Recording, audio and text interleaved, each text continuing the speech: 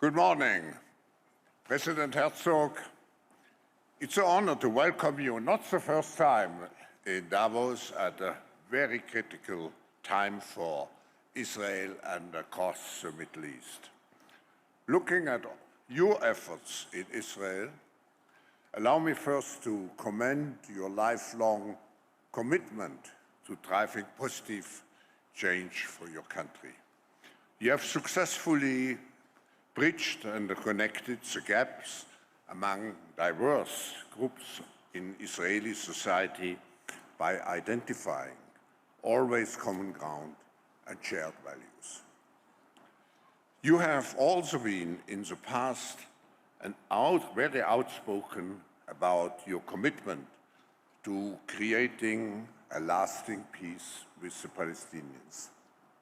At the same time, your leadership has been instrumental in advancing your country's relations in the Middle East and beyond.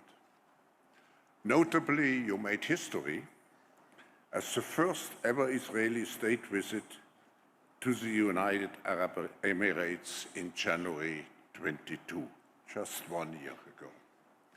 Mr. President, the atrocities by Hamas on October 7th shook the world to the core, and we will be interested to hear from you how your country sees the conflict going forward and what updates there are on the release of hostages.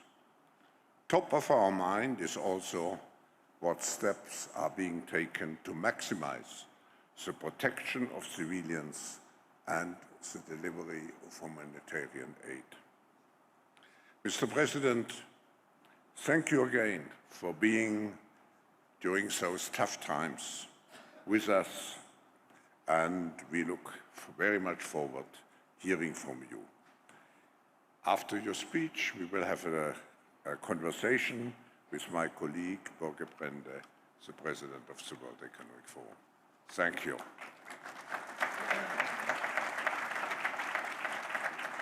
Thank you very much, Professor Schwab. Klaus, very welcome, Mr. President.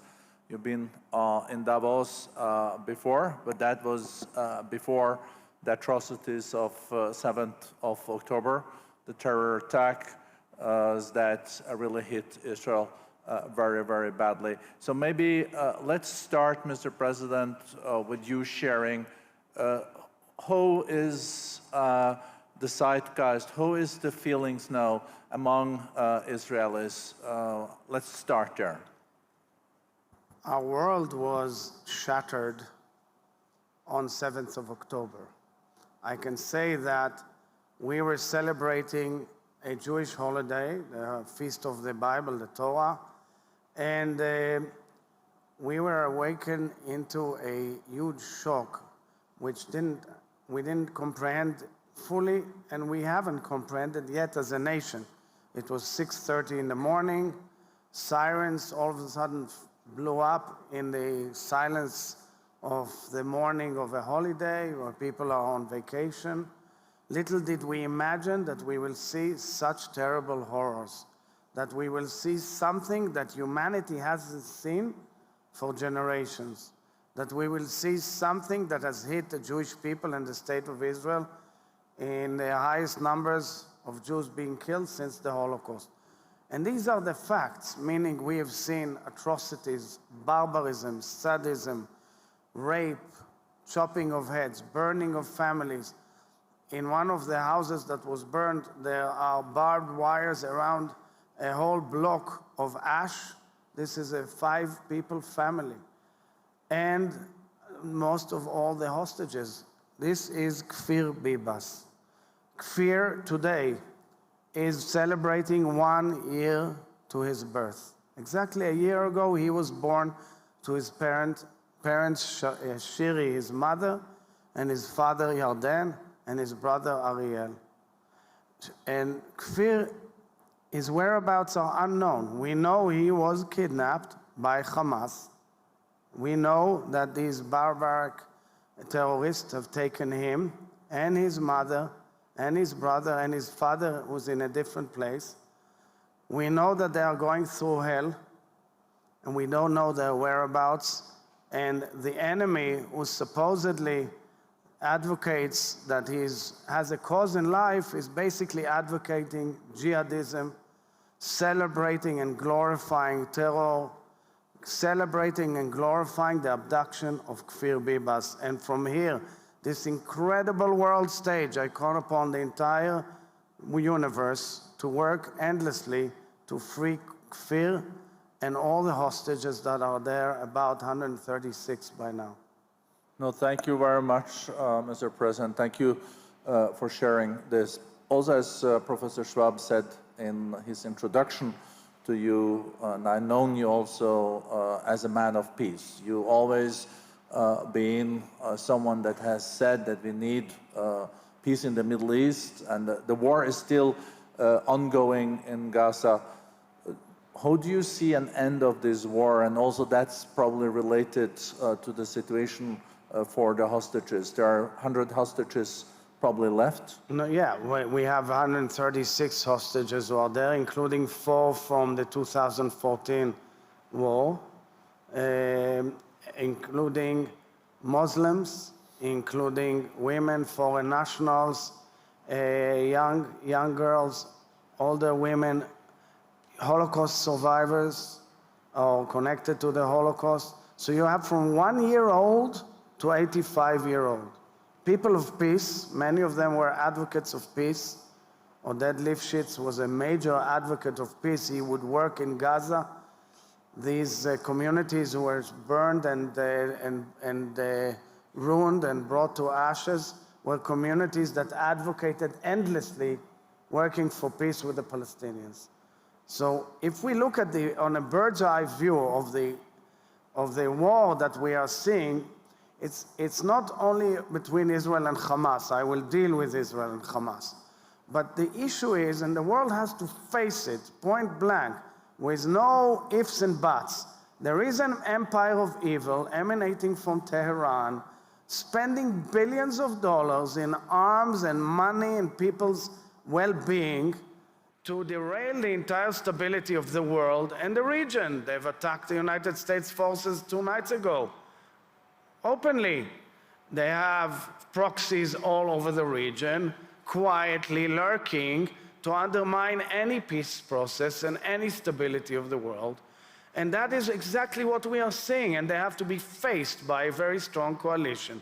Hamas is one major element of this jihadist ISIS-type culture, who has decided to launch a war against the well-being of the only nation-state of the Jewish people, butchering and murdering Jews and Muslims alike in the most barbaric way, and we have to uproot them and enable a better future for the Palestinians, who are our neighbors. We don't shy away from the fact that the Palestinians are our neighbors. But if you ask an average Israeli now about his mental or her mental state, nobody in his right mind is willing now to think about what will be the solution of the peace agreements, because everybody wants to know, can we be promised real safety in the future? Every Israeli wants to know that he will not be attacked in the same way from north or south or east. You have Hezbollah in the north, armed up to its neck by Iran, financed by Iran, and simply firing ongoing and killing civilians and killing soldiers and going to war with Israel. And then the world tends to forget and time goes on, but the truth is that we are fighting a war for the entire universe, for the free world. I always say, if Israel was not there, Europe will be next, because these barbaric jihadists want to get all of us out of the region and want to get all of Europe out of its place as well. And the United States is next too. So this war is something of an essential element in the history of humankind. Mr. President, the war in Gaza has now gone on for 100 days. And I think Israel is not immune either to the international criticism on the humanitarian situation in Gaza. So there are 2 million people now living under very, very tough conditions. And many of them didn't support Hamas. So what is your message to those that are also now suffering because they didn't even support Hamas? So I have a message to all our neighbors, first of all, and especially to the Palestinians.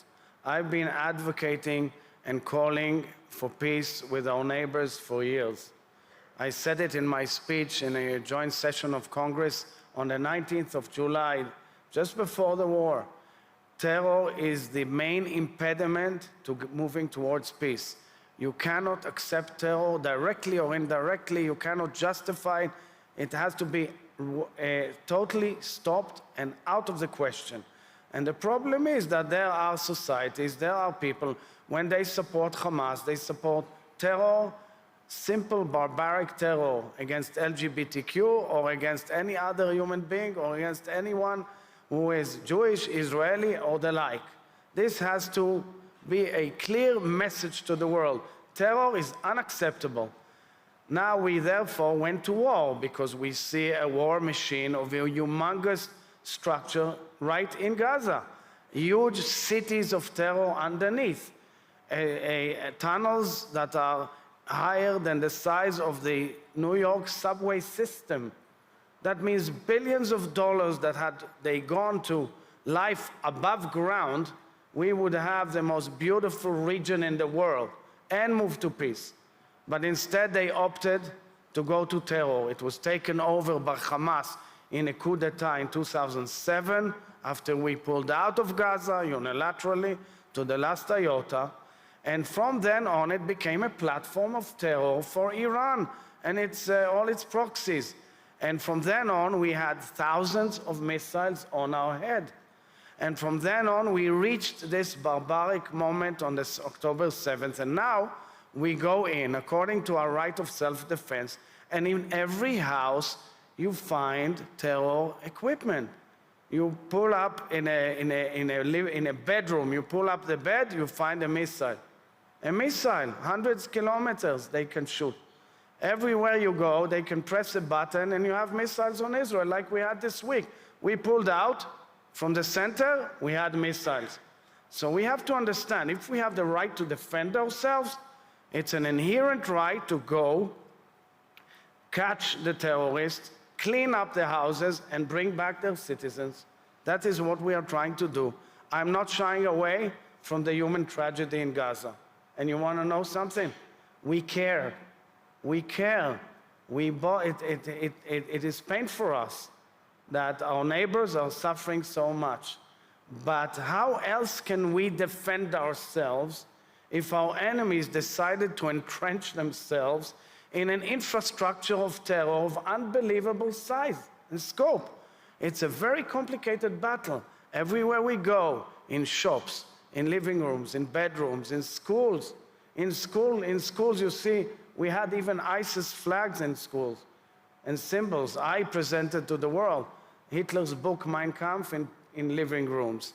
And a recent brochure that we found is directive by Hamas, how to run summer camps for children, titled, you have to instill in them the values of jihadism and resistance, which means terror. So let's agree, if the world wants to keep the world order of post-World War II in a decent manner, it has to fight terror and support fighting terror. And look at the Houthis, because here in the World Economic Forum, the Houthi issue is #1 priority, because it raises the cost of living for every family in the universe. A little tribe of 50,000 people amassed with the weapons of an empire. I don't think Norway has such weapons. Ballistic missiles, cruise missiles, drones. What the hell is going on here? What is this? We are unraveling a huge system of evil that the world has to unite and say, we know it's difficult, but we are with Israel to get the things done. And I welcome very much the fact that there is an international armada and coalition fighting the Houthis, because it's an issue that makes clear that terror cannot be acceptable anymore. So, Mr. President, some people would say that it was a mistake in 2005 when Sharon pulled out of Gaza and also opened up for elections, and then Hamas came to power. But then, of course, this also has led to less momentum also for a two-state solution because Hamas has been there.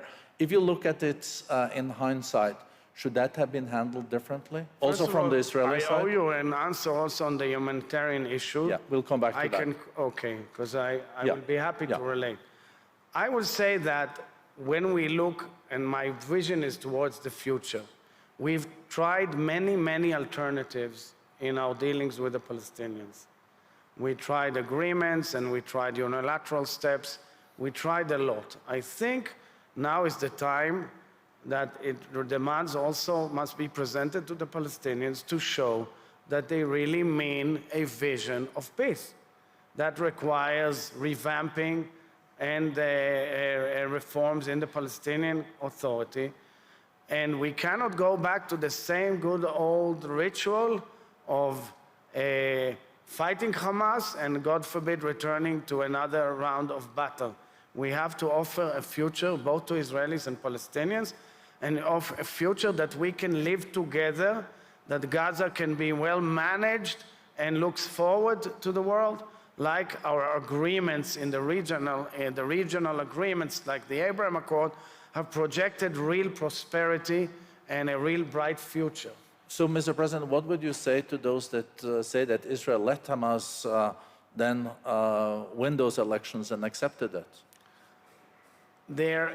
I understand a lot of the criticism about that, clearly. And on the other hand, because it's becoming now a major political debate issue, I would not want to allude into that. I would just say that it is clear that we have to support those who extend a hand for peace and are willing to go with us to a brighter future. We cannot accept a vision. We cannot, however, let's take the Palestinian Authority for that matter, okay? Because Hamas is out of the question. We have to make sure that they do not glorify terror, that they do not teach their children to hate and hate Jews and Israelis. It cannot be that way, and therefore they must be faced with that as well. But otherwise, of course, we have to go and negotiate with those who have always been potential partners in for that. So how do you see the end game of this war in Gaza? I know it is hard, but war needs also to end. Do you see then the PA and Fatah and PLO taking over the responsibility of Gaza, or do you see still Israeli IDF forces being in Gaza? Or is it too early to discuss? First of all, you have war right now. Israel has pulled a substantial part of its forces in the northern region, and our focus is focused mostly on the southern, where we assume that some of Hamas leadership is there. We should see a horizon of a coalition of nations who are willing to commit to rebuilding Gaza in a way that, number one, enables safety and well-being of Israel, number two, enables safety and well-being of the Palestinians, and brings a future, a different future to Gaza. You need strong Western forces, you need strong regional forces, and I'm sure there will also be a dialogue with Palestinians from Gaza and Palestinians and the Palestinian Authority. How is that cooked into a formula that makes sense is exactly the issue that's being discussed right now all over the world in very, very intimate and discussions. We all understand there has to be a vision, and I think part of it should be also going back to the normalization process of Israel and its neighbors in the region. I think it's part of a package, but that requires to support Israel's efforts to undermine the capabilities of Hamas, and it's still there. Mr. President, let's come back to the humanitarian situation, problems getting humanitarian support through the Rafah crossings. Right. The others are closed. You wanted to elaborate on that. Right. I think there is immediate need, urgent need for food, water, medicines, and of course, you also want to make sure that this comes to the civilians in Gaza, and it's they that benefit from that. So we are committed from day one to upgrading and assisting the humanitarian supply to Gaza as much as possible. First, let's remind our dear audience here that from day one, Israel, according to the rules of international humanitarian law, identified safe zones so that the citizens who are uninvolved can move there, so that we can go in and uproot the terror infrastructure that we are unraveling now in huge quantities. However, there are dire situations that need to be met naturally under war zones, and as such, from day one, we have committed to the entry of convoys of trucks carrying humanitarian aid. I myself went to the Nitzana crossing with the media to see how we are screening these trucks. Today we can screen up to 400 trucks a day. That means about 20,000 tons of goods a day. Unfortunately, from Nitzana, it has to go to Rafah and Kerem Shalom, which is another passage we've opened up despite the risk of terror there. Unfortunately, so far, the international community did not manage to meet the ability to get to 400 trucks a day. Usually, you're around 200 trucks a day. There was a peak last week of 315. We are doing our best to enable entry of huge quantities of humanitarian needs to Gaza. There are also about 6 field hospitals, 2 marine floating hospitals that we've enabled, water supply, which we've enabled, including desalination project of the United Arab Emirates, who's been extremely helpful in the humanitarian situation as well. Now the big problem, apart from that, is how do you deliver the food, the supplies all around the Gaza Strip without being shot at, fired at. In one of the main routes or humanitarian routes underneath, we've unraveled huge tunnels of terror, so that was stopped, so we need an alternative route. And we are working on it closely with the United Nations and all the other agencies closely. I would also add that parallel to that, many Israelis are asking themselves in many debates, and correctly so, how come such huge humanitarian aid goes in and Kfir Bibas and all of the other hostages are not even getting any help at all in any way, form, or manner. Now we are praying that the medication that is being supplied with France and Qatar and the international agencies and others in Gaza will reach them, but that's only the beginning. Israelis are asking themselves, how come the hostages are not getting anything? So I'm giving you an interesting information that 2 days ago, I've held an intimate, close meeting with representatives of the Red Cross in Israel and in the region who came to a meeting with families of hostages and hostages who have returned back to discuss the dire medical situation of the hostages, real dire medical situation, real danger, clear and present danger to our hostages. That meeting was very emotional, was very interesting. We went into in-depth discussion about the mechanism of how the Red Cross operates and how it can help under the limitations of this war zone and its ability to have a dialogue with all parties concerned. I hope it will enhance further the ability to help the hostages. It doesn't depend on us. We have a very cruel, sadistic enemy who has taken a decision to try to torture the Israeli national psyche as well as the hostages themselves. No, thank you, Mr. President. And I think the future of the hostages and their freeing is a key element also It is. In ending the Gaza war. But By the way, it's an important comment. Clearly, the solution and the release of the hostages is a key element in this crisis. People must not forget it. Mr. President, we've known each other for decades, and I know you always been also a man that has been advocating for peace. And you even have been advocating for a two-state solution when that was not the key topic in Israel.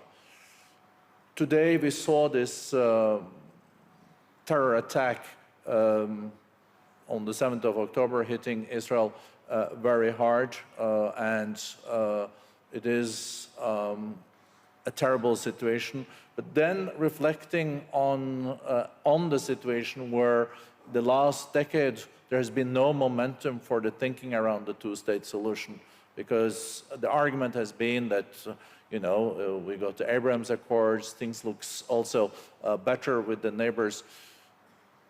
Do you think that one underestimated the impact of not having a political process for a two-state solution, and there is no new momentum for that? I know it's premature, and you said that yourself, and I do fully respect that because of the war, but there needs to be a path also for peace in the future, and the path that you were on resulted in this. Of course, the polarization in Israel made also Israel more vulnerable because it wasn't ready for this. The focus was maybe somewhere else. I know there's a lot of...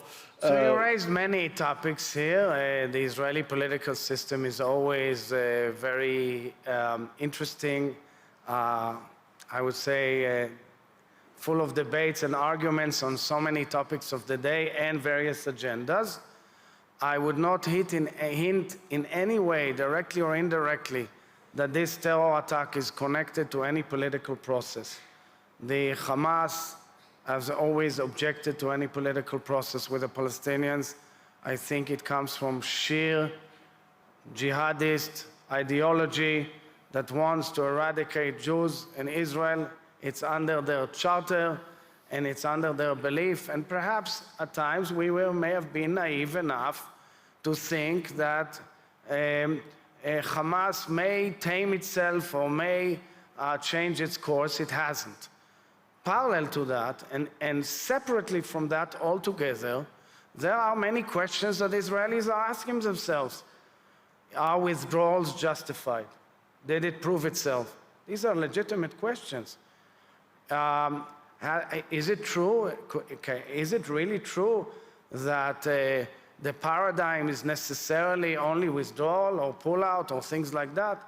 When you pull out, you get terror. That's what they saw. We pulled out of Gaza, we got terror. It's a paradigm that's clear.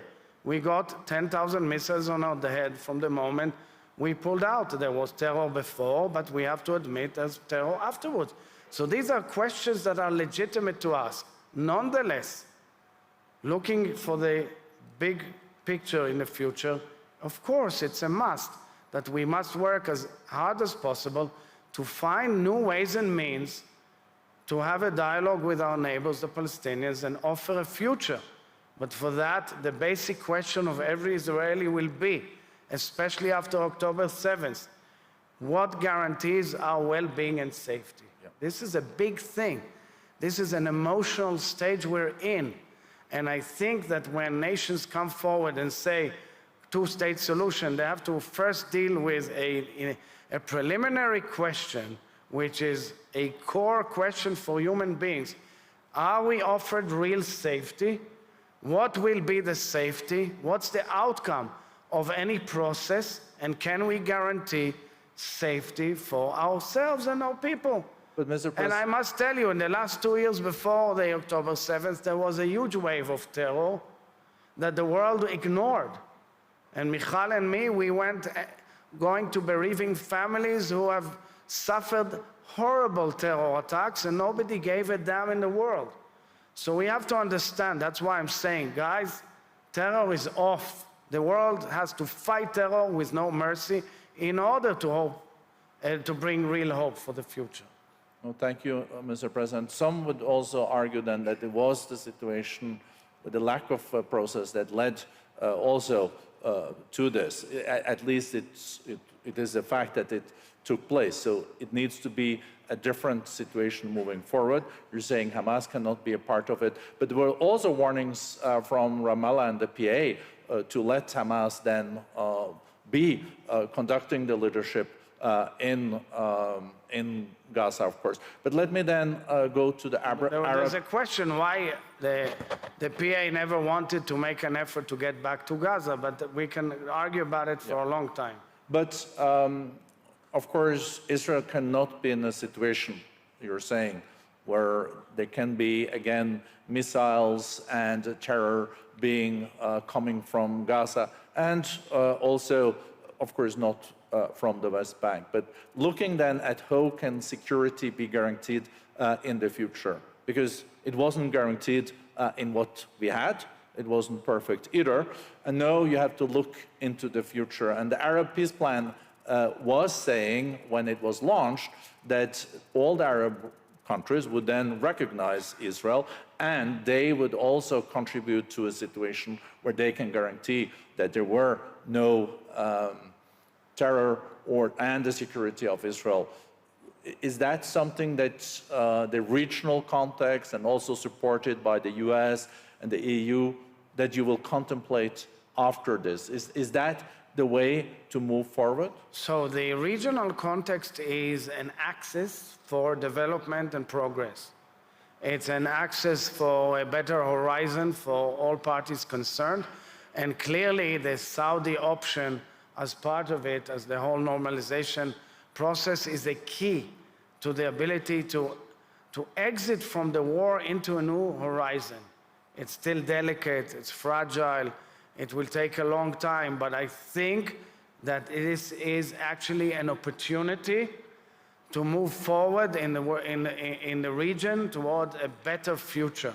I view that as a very important development. I encourage all parties who are discussing the option of normalization with Saudi Arabia. I believe it is a game changer, and it follows suit with the courage of nations such as Egypt, Jordan, and the Abraham Accords nations such as the United Arab Emirates, Morocco, the Kingdom of Morocco, and the Kingdom of Bahrain. It will mean a world change. And let me add that actually the trajectory before October 7th was the vision that was presented by President Biden at the G20 summit, which is the corridor, the connectivity between Israel and India, which means a connectivity between Europe and the South China Sea, which means connectivity between the United States and Australia through a different path, which is not the Pacific. This is the grand vision. That vision has been derailed by an empire of evil and will go back, undoubtedly in my mind, because of the desire of nations to move to peace. We are a peace-loving nation. We want to get to peace. Israelis are striving for peace. We care for our neighbors, but we are not willing to be attacked, and we want to preserve the well-being and safety of our nation. Mr. President, this shows also perspective for peace and reconciliation in the future, and I think you always been a leader that has been arguing for this. But do you think there will be a majority in Israel, in the Knesset, that will share this vision when this war is over? I think that it is for the Israelis to decide, because our nation is a democratic nation with strong pillars of democracy, and the spirit of debate is very strong, and these are legitimate debates. 24/7 we are immersed in this tragedy and in the debate as to how to exit from it? What should be the solution? We understand that the particles of the solution are complicated. You are dealing with many political clocks and considerations of nations. But I say from the onset, the basic values of Israel are peace and security. We have to answer both, and I think that the Israeli public has always shown its maturity when they know that they get something for real. Israelis lost trust in the peace processes because they could see that terror is glorified by our neighbors. It's a key element in the discussion. You cannot shy away from it. And on the other hand, we are, of course, not shying away from the fact that there are 5 million Palestinians, and we will have to find ways and means to deal with the issue and get to a future. But first and foremost, for that, in order to change the atmosphere, we need to get the hostages back, we need to prevent terror from recurring, and we should move on a trajectory of normalization in the region. And in the middle of this, South Africa brings Israel into the International Court of Justice in Hague. What is your reaction to that? So South Africa is outrageous in its behavior. Its attacks on Israel are outrageous. They basically support the atrocities and barbarism that we have seen on October 7th. They are supporting the sexual, gender-based violence that we have seen, and we are calling upon the entire universe to take action on that. They are supporting the barbaric, sadistic attacks on innocent civilians, violating a recognized international boundary. And it's a game of hypocrisy that South Africa is using the Convention Against Genocide, which was brought and enacted by the International Family of Nations following the worst atrocity of humankind, which is the Holocaust against the Jews in World War II, against the State of Israel, which is a nation state of the Jewish people defending itself under international law. I hope, and we all hope, that our case was heard well by the justices of the International Court of Justice in The Hague. Israel presented an in-depth and a very eloquent and convincing case, and I hope that our case will be heard loud and clear and decisions will follow suit. And I call upon the entire international community to stand with Israel and reject this claim. Thank you, Mr. President.